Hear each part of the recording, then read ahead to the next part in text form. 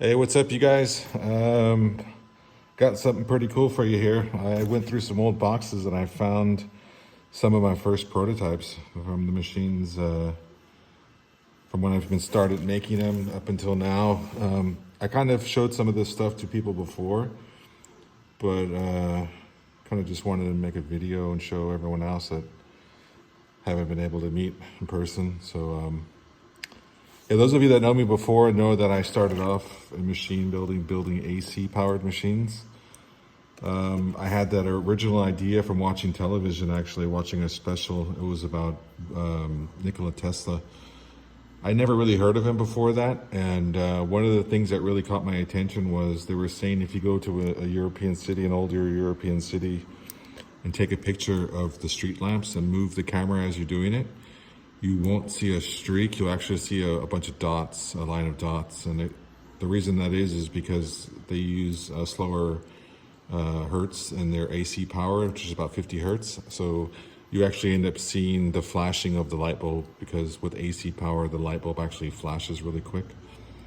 And it got me thinking that that's sort of the same way a tattoo machine works, is by a series of dots that actually makes the line in the end, and it kind of got my brain working. And just before that, this was around 2006, I went to the hardware store and I seen neodymium magnets for the first time. And they sort of blew my mind, and I just bought them and started playing with them because I kind of always been interested in magnetism.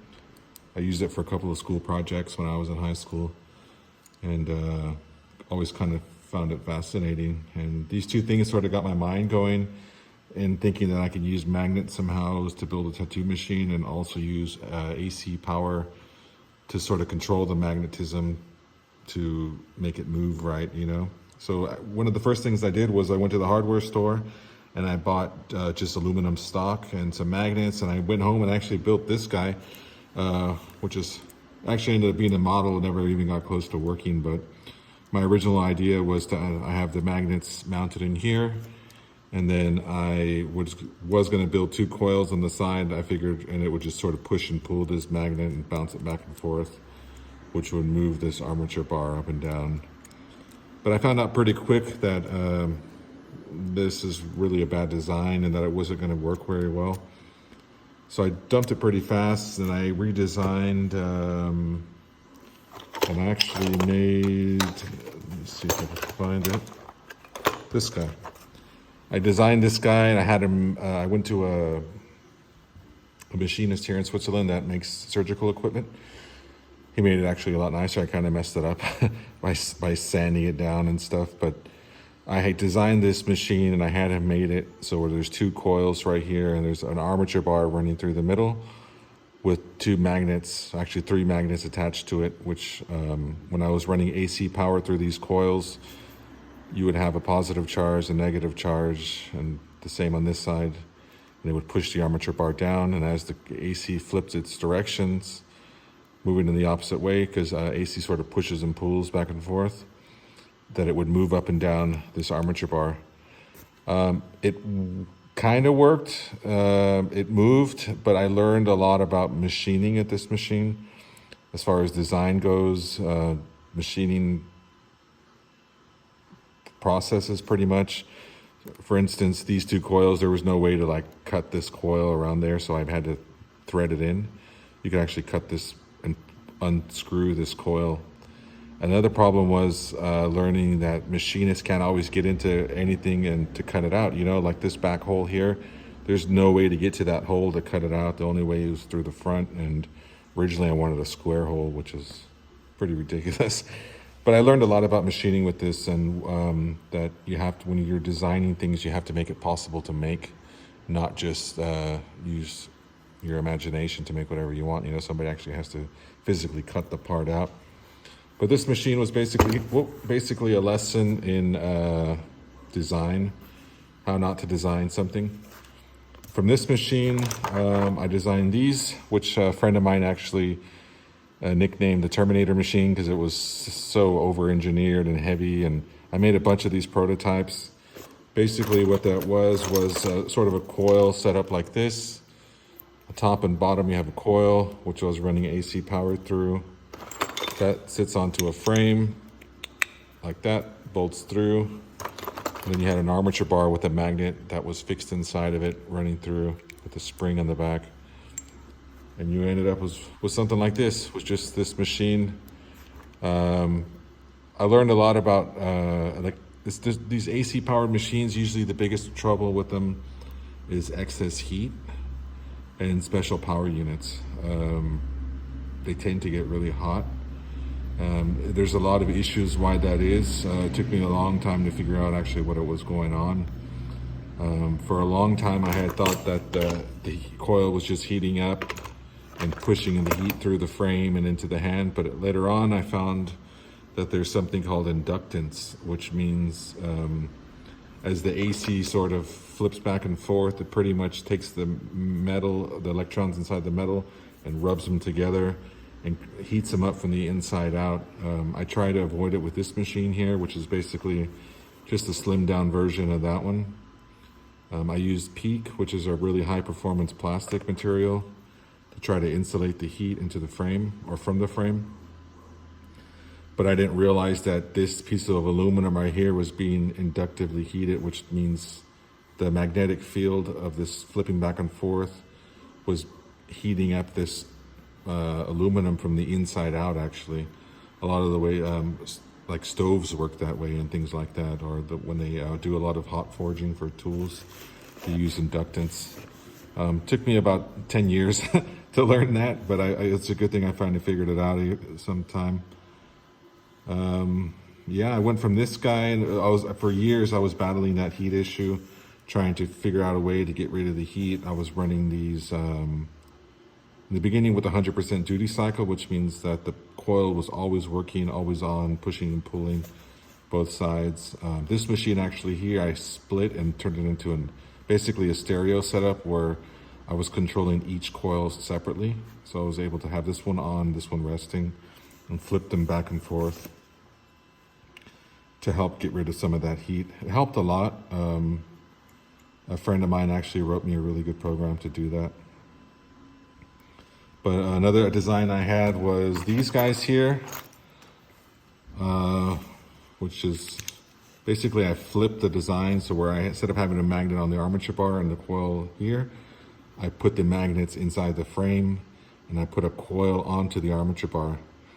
I thought this would sort of help with reducing heat and have a heat sink here. But for various reasons, this machine is pretty bad. One of them being they're highly magnetic. So they kind of get stuck to each other. It's a really nice machine though. I designed it really cool and took my time to get it all nicely shaped and stuff. I mean, the problem with these ones though is I was getting them 3D CNC'd because a company would do it within a week. But I mean, they're so expensive. I mean, the armature bar here is probably $500. The frame itself, who knows? It was way too much. But I was just trying to get them prototyped really quick. Just sort of, but I haven't even looked at them. I have a bunch of them. Yeah, that's the problem. Not really practical for day-to-day use, you know? Yeah, so I even went down and tried to make some of my own. Looks even worse. Don't laugh, I made it in my basement. But it was basically just a experiment of figuring out that I'm not a machinist, but it was good to sort of see what was going on, you know, learn a lot. It makes things easier for the guys that really need to do it in the end.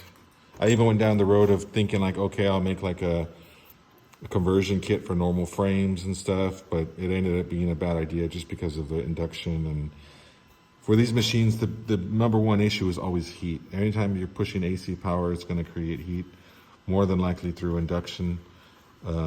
Not even physical contact from frame to frame.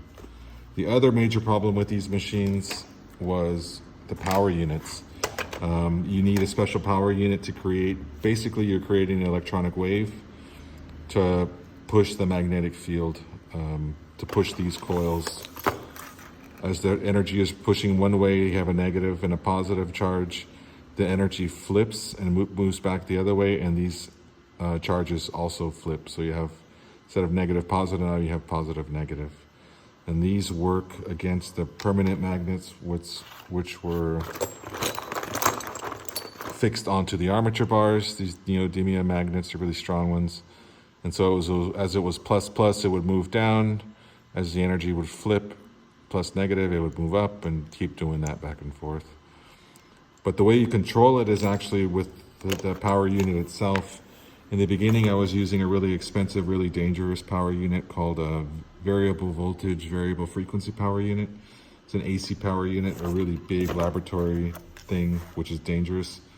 Eventually, I found out that audio signal actually works better because it's easier to manipulate and it's a lot safer. So I was creating like little electronic circuits or with special programs like for my phone.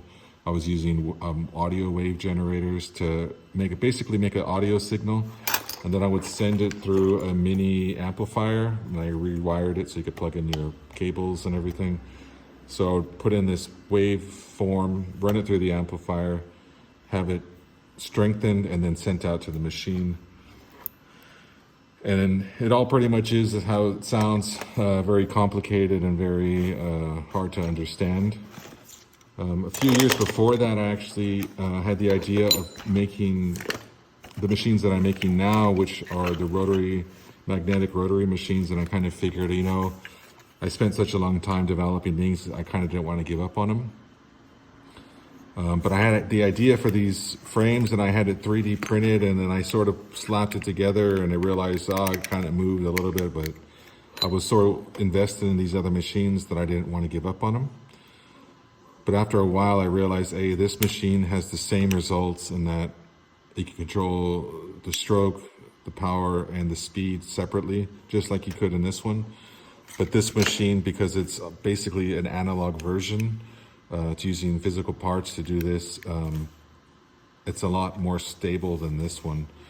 The more complicated a machine gets, the more parts can break, the harder it is to understand how to use it, This machine, although from the engineering side it's super interesting and really novel, when it comes down to the everyday tattooing and using it, most tattooers don't really care how it works. They just want to know how it feels in the hand. And basically you have the same results, you have a really complicated way of getting to the same results as this. And this being a lot more simple, is more stable, more reliable. I was able to get rid of the springs, which in any machine is a big weak point. Any spring is going to change the way a machine runs. It makes it more complicated. It's just another part for the machine to break. And so moving from this to this, I was able to drop the springs, which got rid of a lot of issues and made things just a bit more stable. In my mind, a machine is a tool. It needs to work well, and this is something that we make our living with, so it needs to be reliable.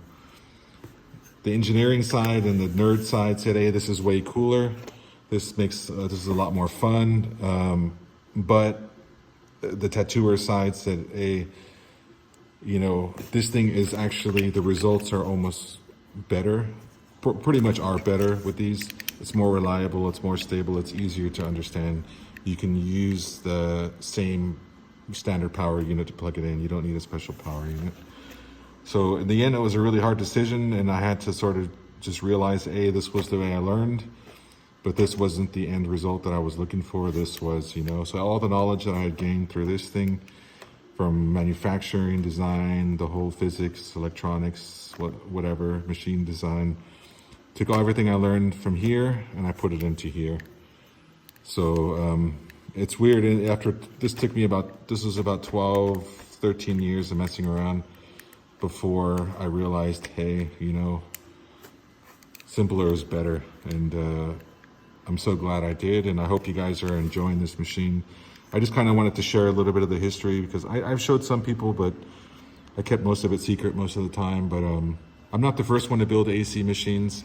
They were doing it back in the 60s in Australia. Herbert Hoffman built them in here in Europe. I only found about those later on, but yeah, I'm definitely not the first, probably are the last. So hope you guys enjoy your machines. Have a good day, and thanks for looking. Bye.